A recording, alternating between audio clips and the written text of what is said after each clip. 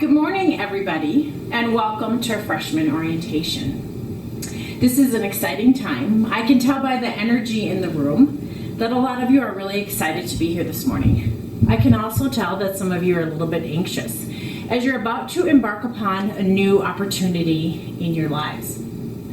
My name is Tammy Lynn Guns, and the reason I'm here is I would like to invite you to not only sit through freshman orientation today, but to also, in a few years from now, walk across the stage and obtain your diploma.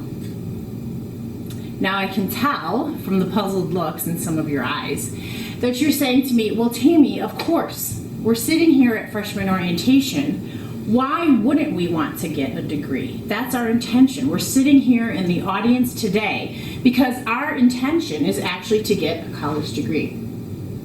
But what I would like to tell you is that the statistics differ.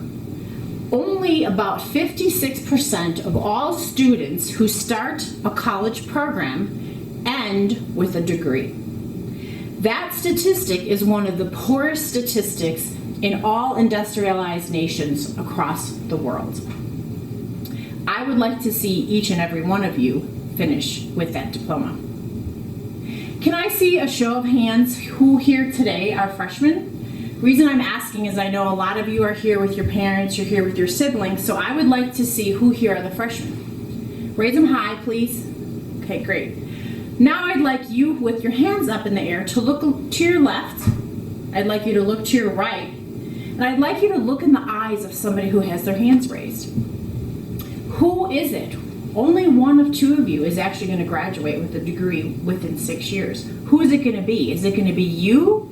Is it going to be that other person? Well, I'm here because I would like it to be all of you. I'd like to start with a story. It's a very personal story. Back in the 1950s, my parents graduated from high school. And back in that time, about 45% of the students that went to high school actually went on to college. And my parents were not part of that 45%. My parents instead decided that what they wanted to do was that they wanted to actually just start a family and get married. They were high school sweethearts, and so that's what they did. My dad actually had a great job. My dad worked as a blue-collar laborer, and he had a decent amount of money coming in to help support the family. And my mom ended up staying home and to raise the children. Well, about the time that my brother Bill was 6 years old, my brother Mike was 4, I was 2, and my sister Michelle was just a little baby.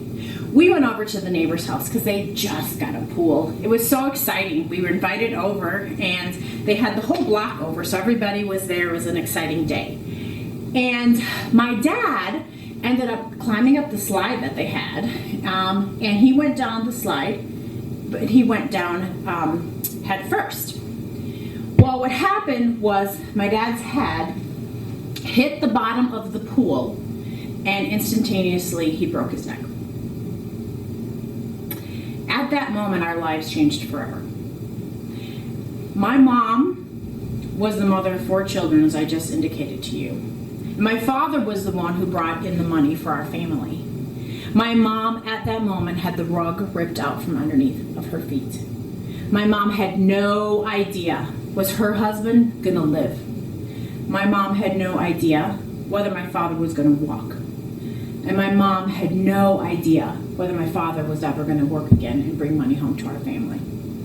So my mom was faced with something in an instant that she had to take care of. She had to take care of our family financially. Now again, remember, my parents got married right out of high school, and so they didn't have college educations.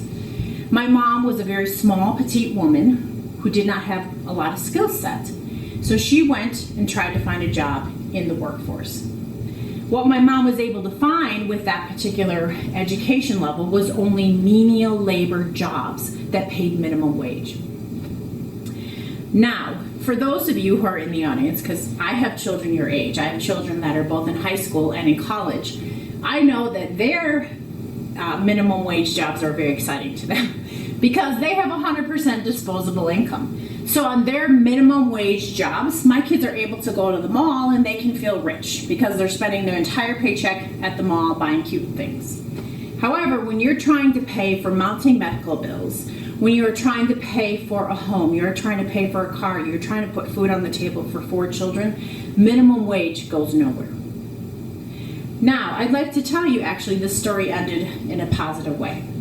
About 9 months after my father broke his neck on that tragic day, he actually fully recovered. And my father was able to re-enter the workforce and was able to take care of our family financially. However, I will also tell you that my mother was forever changed. My mother felt fear when my father broke his neck. My mother felt alone when my father broke his neck. My mother felt very, very hopeless. But what she did then is she instilled upon her children. She did not want us to ever face that in our lives.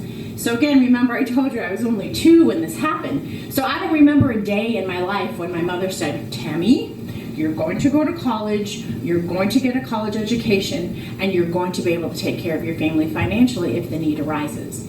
So this was told to me, I swear, every day of my life.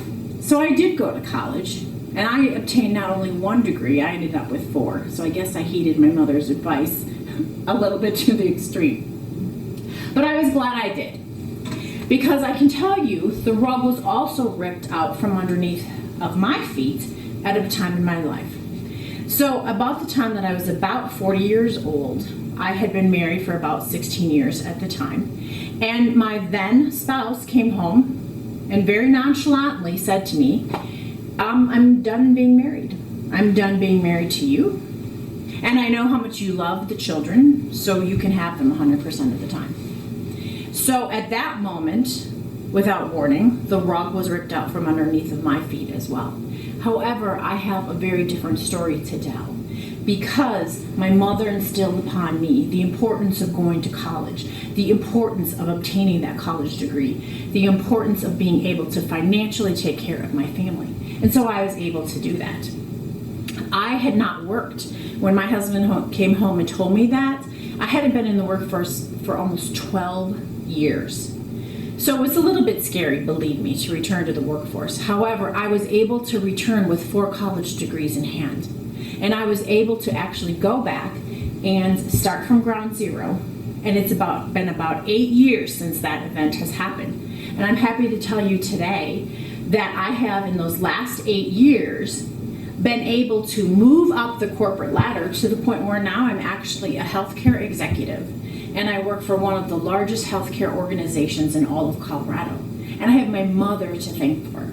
I have my mother to thank for telling me almost every single day of my life that a college education is important. That a college education is something that nobody can ever take away from you. You know, things can happen in our lives. None of us have a crystal ball. None of us know what's going to happen in our lifetimes. But what we can do is we can be prepared to be able to take care of ourselves financially. My mom said to me, you know, you could lose your job. People you love can come and go. Things in your life can come and go. But when you have a college degree, that is something that is yours permanently. That is something that can never, ever be taken away from you. So, I also want to let you know that there's another good part of this story, in that my mother actually ended up going back to college, and she obtained a degree, and she was a registered nurse. So I'm very proud of her because she took her own advice and went back to college. But as you sit before me here today, I'd like to once again see a show of hands in the audience. Who here today is willing to commit? Who here today is willing to invest in yourself? Who here today is willing to say, I am worth it? I am going to be part of that 56%. But better yet, I'd actually like to see 100% of the people sitting in the room here today obtaining their college degree so that you have the power, that you have the ability to take care of you and yourself and your family if necessary one day. Because remember, we don't have that crystal ball. This is awesome. I can see your smiles. I can see the hands raised in the room. And I'd like to see you a few years from now as you walk across the stage and pick up your diploma. And with that, I would like to say thank you. Thank you for your time, and I wish you all the best.